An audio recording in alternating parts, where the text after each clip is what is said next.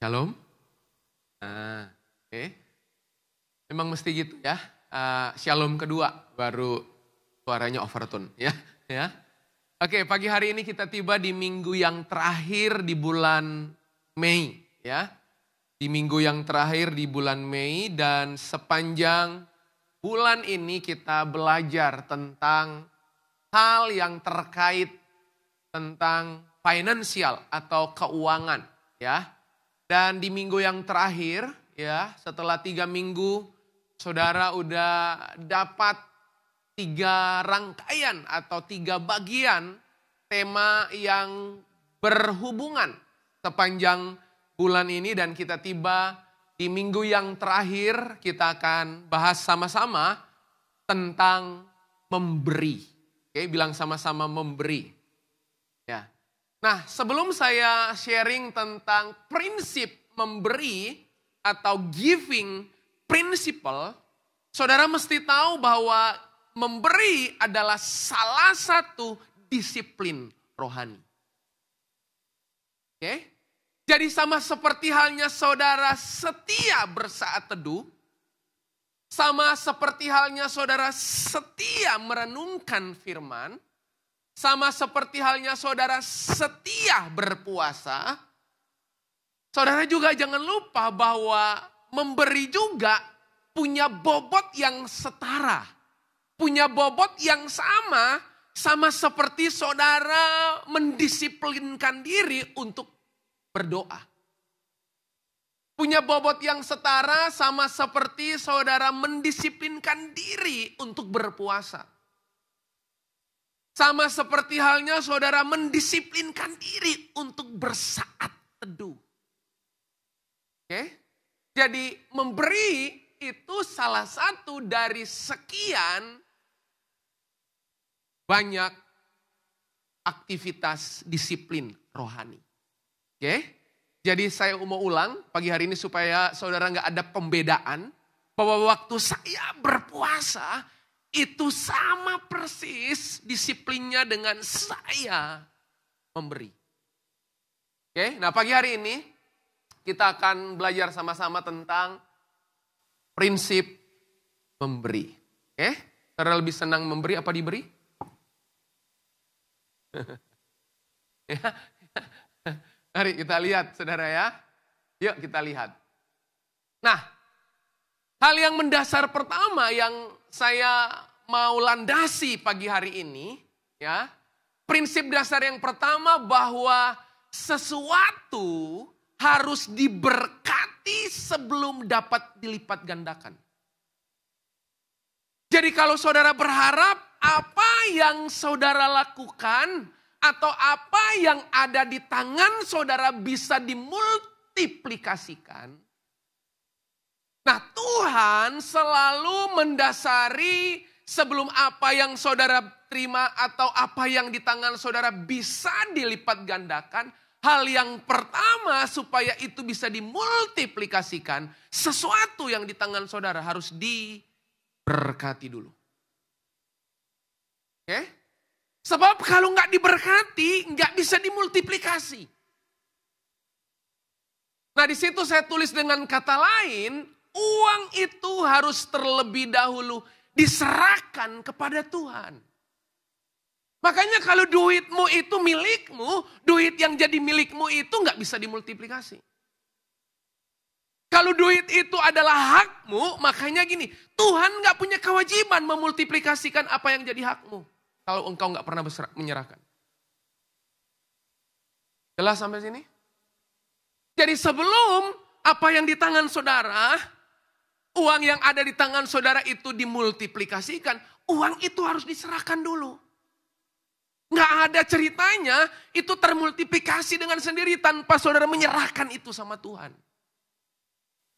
Saudara tentu masih ingat tentang cerita Yesus memberi makan 5.000 orang. Masih ingat ya? Ada salah satu muridnya, Andreas namanya. Bukan Eas. Eas ada di sini ya. Ya. Pada saat murid-muridnya berkata kepada Yesus bahwa hari sudah gelap, di sini sepi, di sini senyap. Dan kemudian murid-muridnya mendesak Yesus dengan berkata kepada Yesus, suruh mereka pergi ke kota-kota terdekat untuk membeli beberapa makanan. Lalu saudara tahu apa respon Yesus? Yesus berkata apa?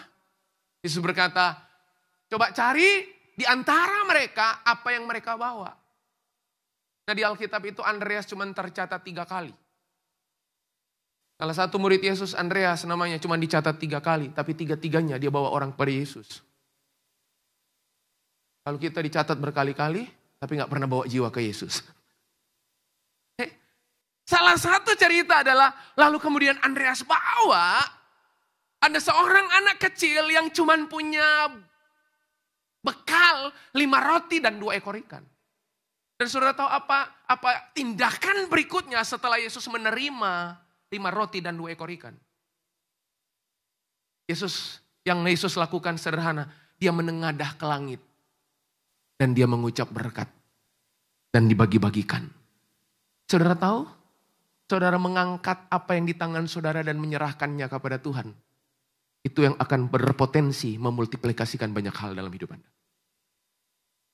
Makanya saudara gak akan pernah bisa ngalami multiplikasi di area keuangan, multiplikasi di area kehidupan saudara, kalau saudara gak pernah punya penyerahan kepada Kristus. Menyerahkan itu bukan cuma sekedar saudara kasih, enggak. Menyerahkan itu gini, ada otoritas yang berpindah. Paham saudara? Kalau saya menyerahkan sesuatu kepada seseorang, misalnya saya serahkan handphone saya ke Hendra, itu artinya apa? Otoritasnya berganti dari di tangan saya pindah ke Hendra.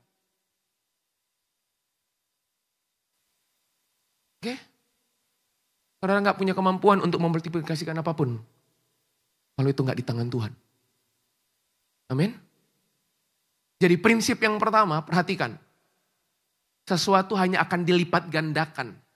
Sesuatu hanya akan dimultiplikasi kalau saudara itu menyerahkannya. Harus diberkati terlebih dahulu. Tapi ada hal yang kedua. Hal yang kedua. Sikap saudara terhadap uang. Sikap saudara terhadap dompetmu. Sikap saudara terhadap harta bendamu. Sikap saudara terhadap asetmu. Sikap saudara terhadap apa yang ada yang Tuhan percayakan dalam hidup Anda. Ingat baik-baik. Sikap seseorang terhadap uang selalu jadi parameter di 3 area. Saya mau kasih tahu ya. Begitu orang itu gak menang di uang, dia gak menang di 3 hal. Saya ulang ya. Saya tandaskan ini, tekankan ini ulang-ulang. Begitu Anda gak pernah menang di uang, Anda orang yang tamak, pelit, pikir. Alkitab berkata gini, langsung uang itu gini, jadi indikator penentu untuk karaktermu. Uang itu jadi parameter untuk kualitas imanmu. Dan uang jadi parameter untuk rohanianmu. Makanya jangan pacaran sama orang pelit. Ya? Jangan pacaran, jangan nikah sama orang pelit. Kenapa? Saya itu selalu ngukur. Siapapun Anda, begitu Anda pelit, sulit banget. Itu di urusan memberi. Langsung saya mensinyalir. Kata itu. Langsung 3. Ini orang ya, problem di karakter. Ini orang ya, problem di kualitas iman. Ini orang problem di kerohanian. Dari mana saya tahu? Yesus bukankah mencontohkannya? Coba.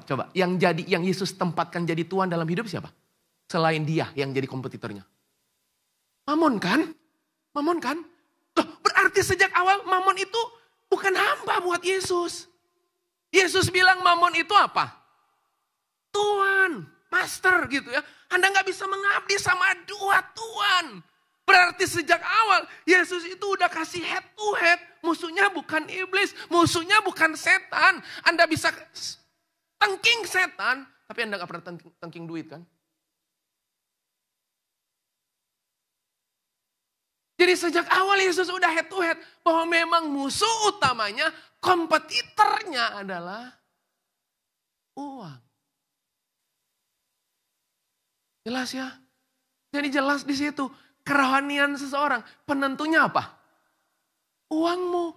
Gereja mula-mula bergerak, berkembang, jadi movement. Dimulai dari apa? Urusan uang beres loh. Masih ingat? Segala sesuatu yang jadi milikku, milikmu. Milikmu, milikku. Setiap hari Tuhan tambahkan jumlah mereka dengan orang diselamatkan. Coba lihat, kualitas iman mereka. Itu selalu faktor penentu utama. Duit. Oke? Anda mau lihat karakter seseorang? Lihat waktu apa di tangannya dia tahan atau dia lepas. Oke? Jadi jangan dia rajin ibadah. Oke? Jangan. Yesus itu udah menakar sebuah standar bahwa ternyata uang itu selalu jadi parameter loh. Parameter dalam hal apa? 3. Berarti orang yang gak menang di uang, gak menang di karakter. Orang gak menang di uang, pasti gak menang di kualitas iman. Orang yang gak menang di uang, pasti gak menang di kerohanian. Jadi gampang ya kalau konseling orang ya. Halo? Apa contoh yang lain? Masih ingat cerita tentang orang muda yang kaya? Masih ingat ya? Cerita orang muda yang kaya di 3 kitab Injil, nanti baca sendiri. 3 kitab Injil menuliskannya. Itu datang kepada Yesus loh. Bukan Yesus yang datang sama dia, bukan. Masih ingat cerita itu? Lalu datanglah seorang muda yang kaya bertanya kepada guru. Loh, Yesus bukan yang datangin dia yang datangin Yesus. Kurang haus apa dia sama Yesus? Ya? Sama kayak kita. Kita gak perlu diworo-woro ibadah raya yang pertama. Kita datang ibadah yang pertama. Sekalipun kita raya keempat nanti. Ya? Kita datang. Sama seperti orang muda itu, dia datang sama Yesus. Dan tahu gak panggilan pertama orang muda ini kepada Yesus, tahu gak? Dia gak panggil bro. Enggak.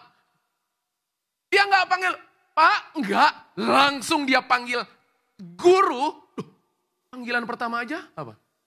Guru. Anda tahu nggak di zaman itu kalau ada orang yang samperin saudara langsung panggilan pertamanya rabi, guru. Orang itu dihormati.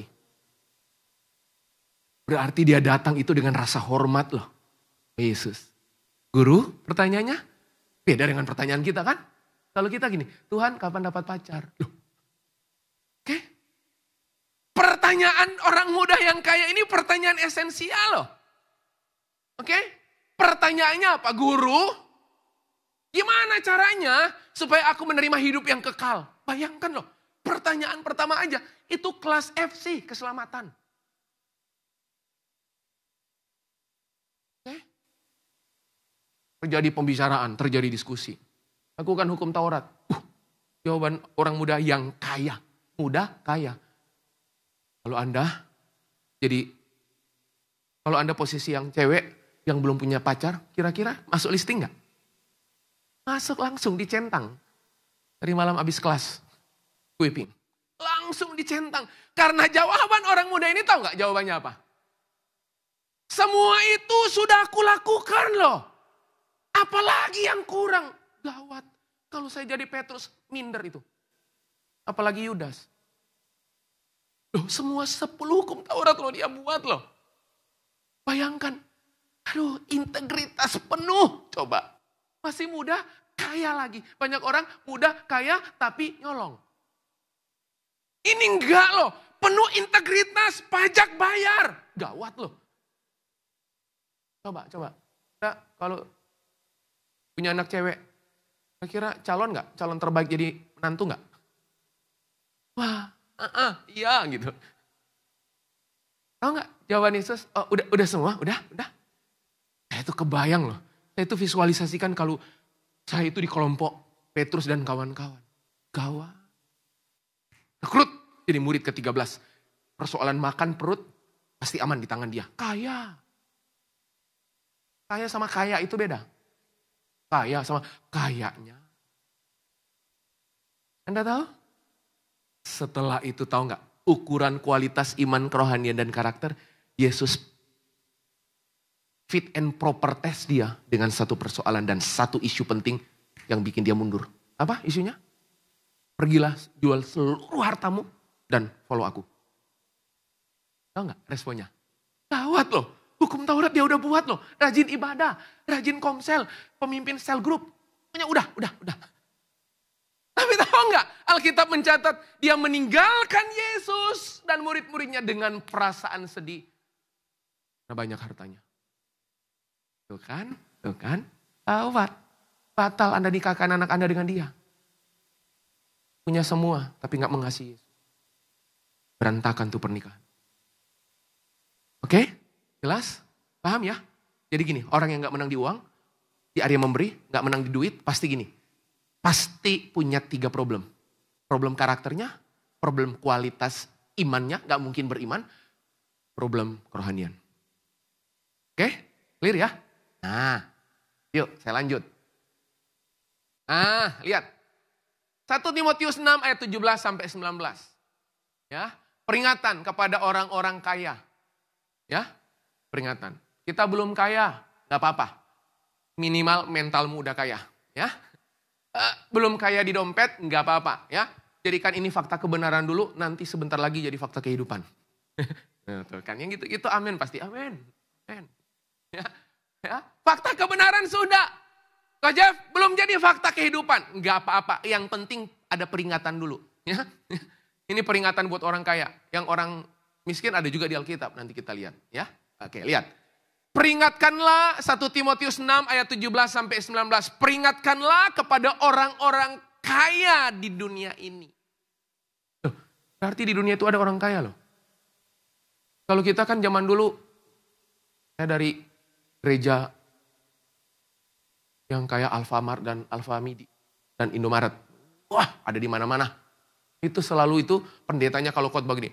Gak usah kaya di bumi, yang penting kaya di sorga. Gawat itu. Kok kayak pengajaran salah ya? Ya, rasanya di bumi itu mesti menderita. Aduh. Nah ternyata lihat. Peringatkanlah kepada orang-orang kaya di dunia ini agar mereka jangan tinggi hati. Ya. Dan jangan berharap pada sesuatu yang tak tentu. Langsung Paulus itu kasih contoh, tak tentu itu apa? Kan di matematika itu ada bilangan tak tentu. Gak jelas itu.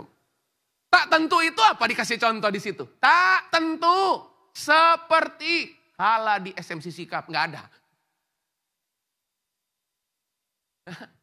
Tak tentu seperti yang dikasih contoh langsung loh, menarik loh. Karena memang orang kaya. Seperti apa?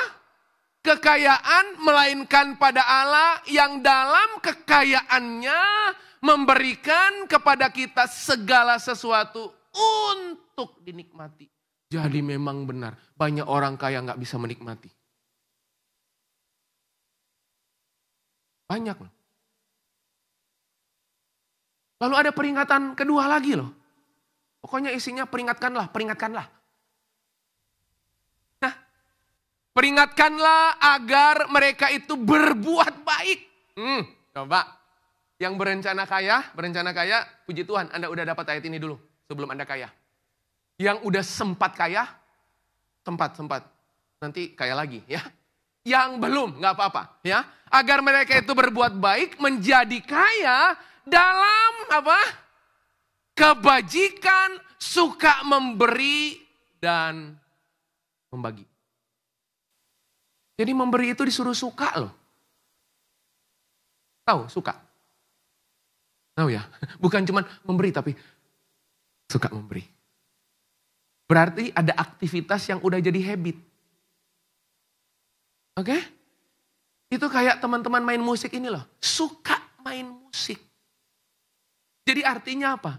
Aktivitas yang udah jadi kebiasaan suka itu. Gak pernah ada orang suka didisiplin. Gak ada. Justru saking sukanya mesti makanya didisiplin. Jelas?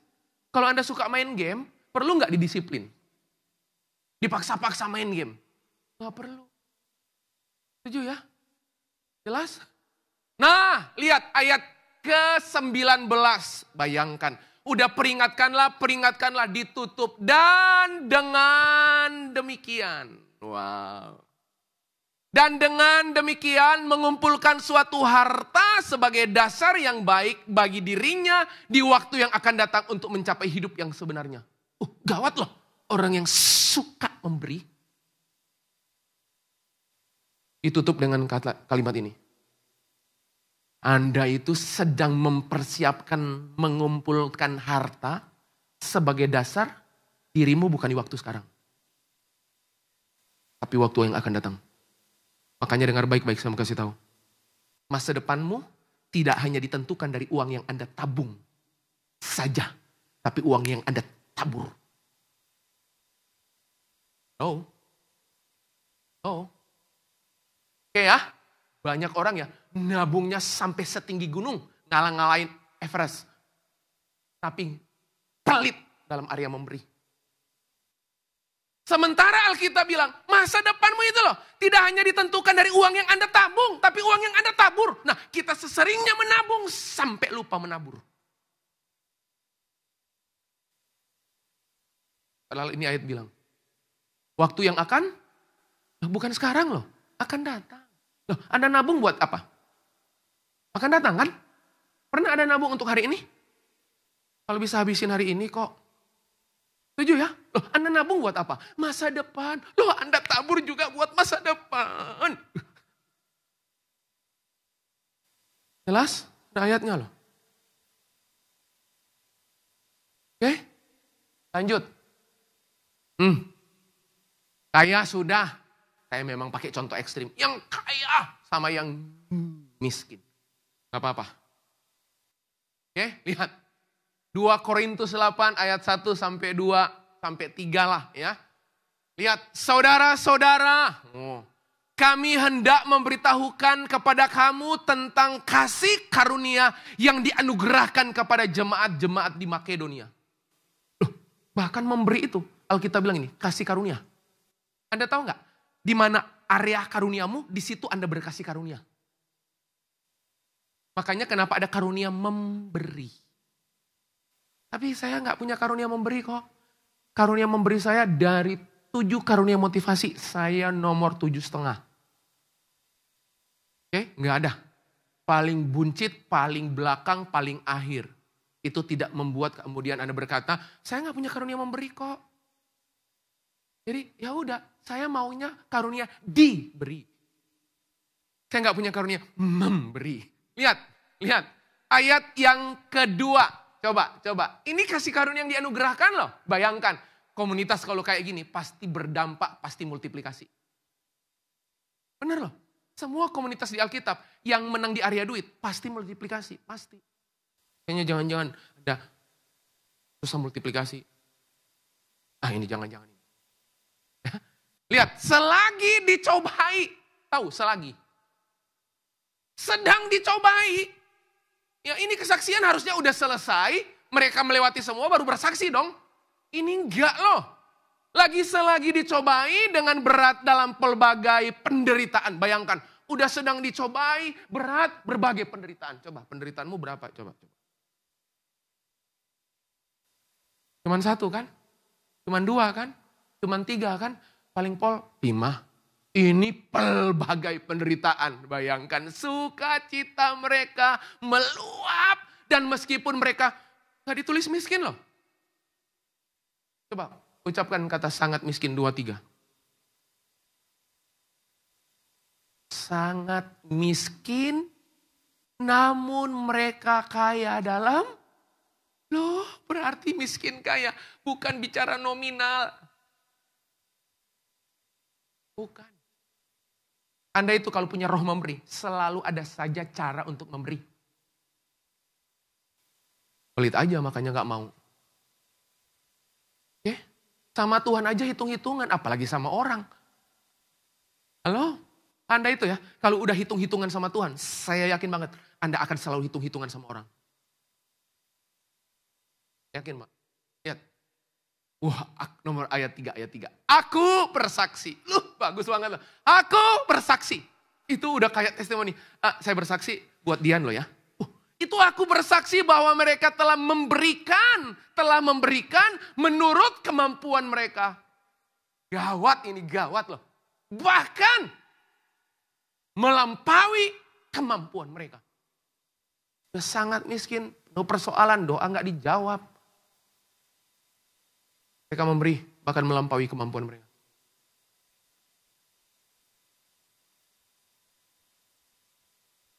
Ada waktu-waktu tertentu Anda mesti memberi sampai dagingmu itu robek.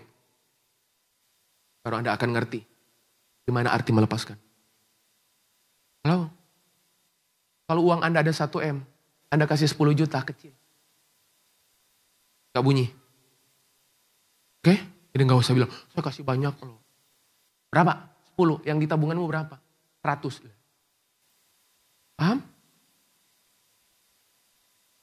Oke, saya tutup. Apa sih penyebab orang itu susah memberi? Coba.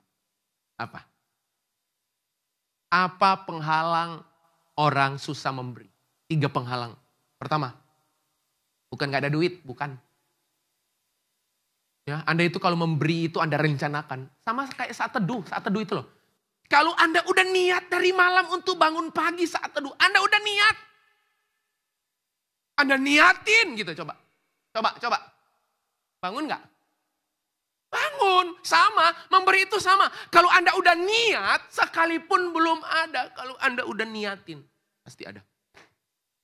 Masalahnya Anda gak niatin. Paham maksud saya? Coba puasa. Ya, kalau puasa saya itu migrain. Pokoknya yang lain. Migrain. Benar. Siapa yang jawab tadi? Benar. Ya. Malas. Ya. Tapi kalau Anda udah niatin, itu tiba-tiba itu tadi beres kok.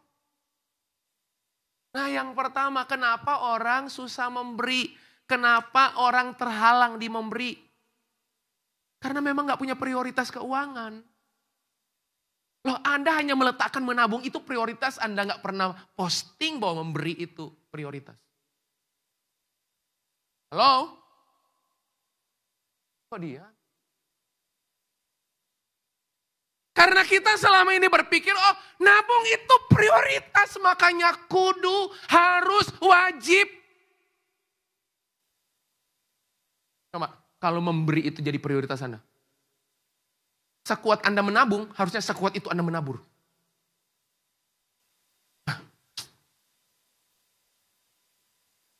Saya bingung sama orang kikir dan pelit. Bingung saya. Lawang hidupmu aja dianugerahi kasih karunia kok. Halo? Udah, persoalan di iman, persoalan di karakter, persoalan di kerohanian. Udah.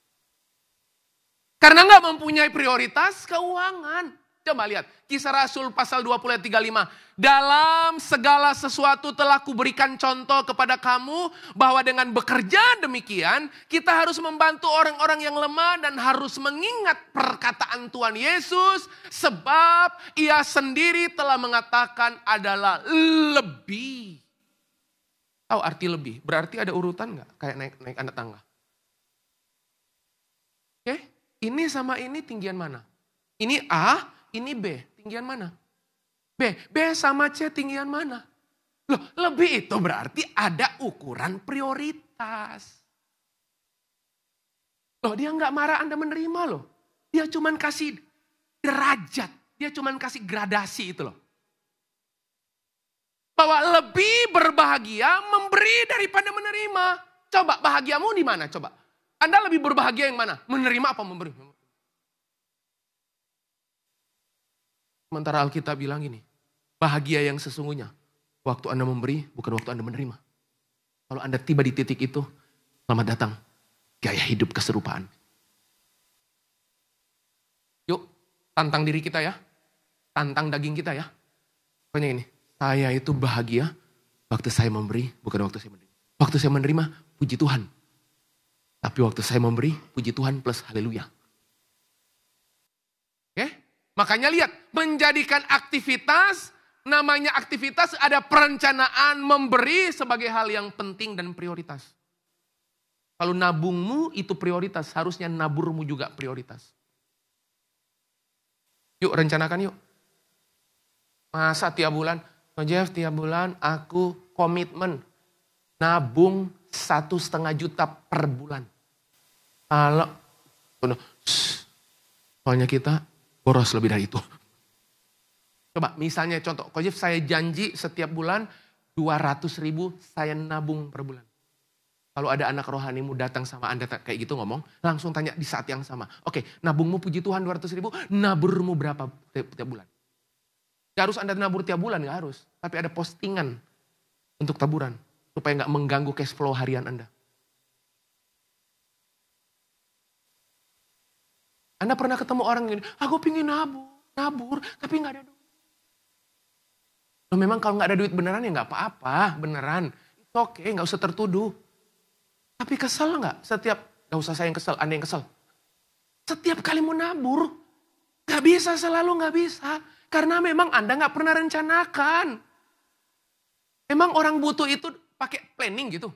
Nanti bulan ketiga, tahun ke-7, pada tahun matinya Raja Uzia gitu di Alkitab.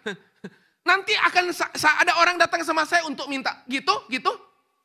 Kan kita gak pernah tahu, karena kita gak pernah tahu artinya apa, kita mesti merencanakan. Makanya tidak mempunyai prioritas keuangan. Makanya susah memberi. Oke? Rencanakan tabungmu dan rencanakan juga taburmu. Oke? Yang kedua.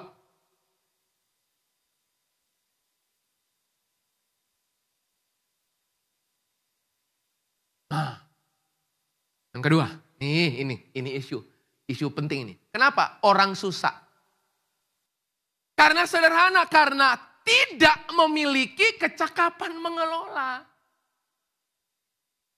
Kalau yang pertama saudara nggak punya kemampuan, nggak punya prioritas keuangan. Ingat, yang kedua, kenapa kita susah memberi? Karena saudara nggak punya kecakapan mengelola. Ingat, titik picu berkat bukan pada apa yang Anda terima saja. Tapi yang Anda terima, Anda kelola. Makanya gini, orang yang menang di area pengelolaan cenderung menang di area beri. Kalau nomor 1 yang poin pertama dia lakukan. Oke?